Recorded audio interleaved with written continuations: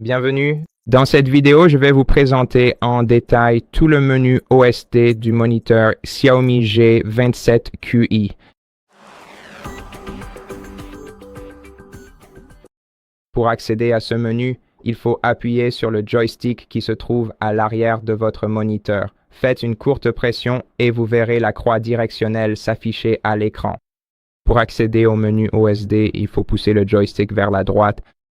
Et maintenant, vous verrez la colonne principale qui agit comme une barre latérale où vous pouvez sélectionner n'importe quelle section. Puis, deux colonnes supplémentaires permettent d'accéder au menu de réglage suivant. La première, c'est le mode Image où vous pouvez choisir l'un des trois modes disponibles. Comme vous pouvez le voir, nous avons les modes Film, Économie d'énergie et Standard. Je préfère le mode Film car c'est le plus chaud.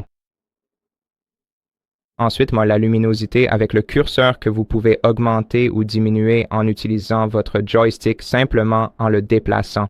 Puis le contraste qui fonctionne de la même manière et la température de couleur où vous pouvez choisir la température de couleur pour votre appareil. Ensuite, la teinte, les réglages, la saturation et le gamma sur la page suivante. Puis le temps de réponse qui peut être augmenté, la netteté, le renforcement des scènes sombres, le DCR et l'espace colorimétrique.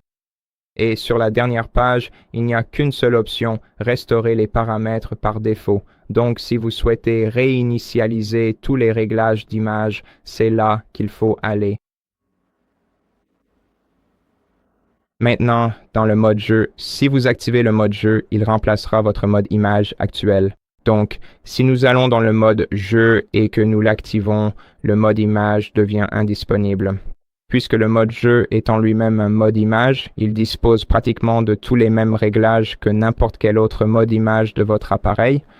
Alors, désactivons-le et passons à la section suivante, qui est la section avancée. Dans la section avancée, nous retrouvons toutes les fonctionnalités intéressantes de l'écran, comme le FreeSync pour réduire le délai d'entrée du moniteur. Nous avons aussi le HDR qui, à mon avis, est beaucoup trop lumineux. Oui, vous pouvez le vérifier par vous-même.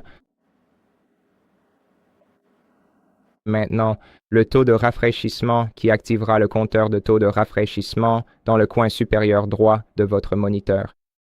La cible ou le viseur pour les jeux.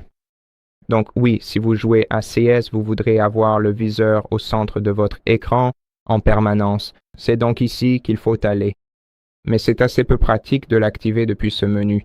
Je vais vous montrer comment l'activer plus rapidement plus tard dans la vidéo. Donc, le suivant concerne l'entrée où l'on choisit la source d'entrée, puis les paramètres du menu. Et les paramètres du menu, ce sont en fait les réglages pour l'OSD lui-même.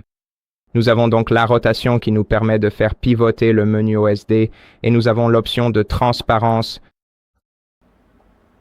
Pour rendre votre OSD plus transparent, la valeur par défaut ici est de 25. Ensuite, la position du menu pour le déplacer sur l'écran, puis les raccourcis, et c'est dans les raccourcis que vous pouvez, par exemple, reconfigurer votre cible, par exemple, sur le bouton haut, de sorte que lorsque vous appuyez, et lorsque vous poussez le joystick vers le haut sans appuyer dessus, vous accédez directement au menu cible.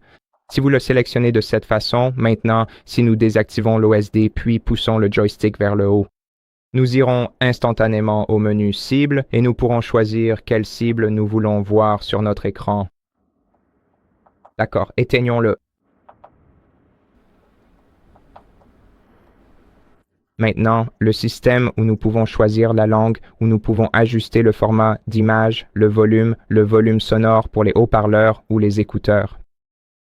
Je pense principalement aux écouteurs qui peuvent être connectés à votre moniteur via le port mini jack et la lumière LED qui peut être allumée ou éteinte. Les informations sur l'appareil et la réinitialisation d'usine rétablissent toutes vos modifications aux paramètres par défaut. Et voilà, c'est à peu près tout. Pour quitter ce menu, poussez le joystick vers la gauche plusieurs fois jusqu'à ce qu'il disparaisse. Merci d'avoir regardé cette vidéo. Si elle vous a été utile, abonnez-vous, likez et commentez ci-dessous. Et à la prochaine.